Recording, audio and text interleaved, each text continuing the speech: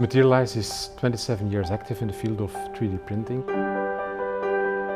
We are the leaders in software tools that make 3D printing possible, as well as offering 3D printed components with one of the most comprehensive 3D printing factories in the world. We see the market evolving from production of prototypes towards manufacturing market, where the products are used as end-use parts. And there are a number of challenges.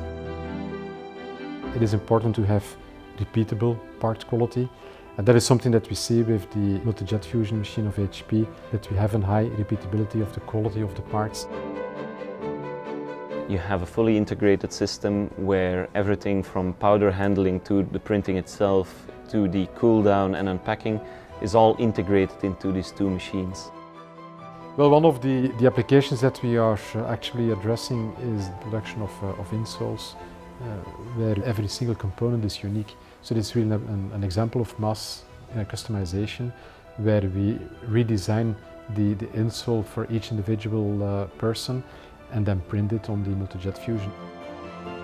I'm convinced that towards the future, HP has an important role to play in the manufacturing industry. The real value will come in manufacturing of repeat components with repeat quality.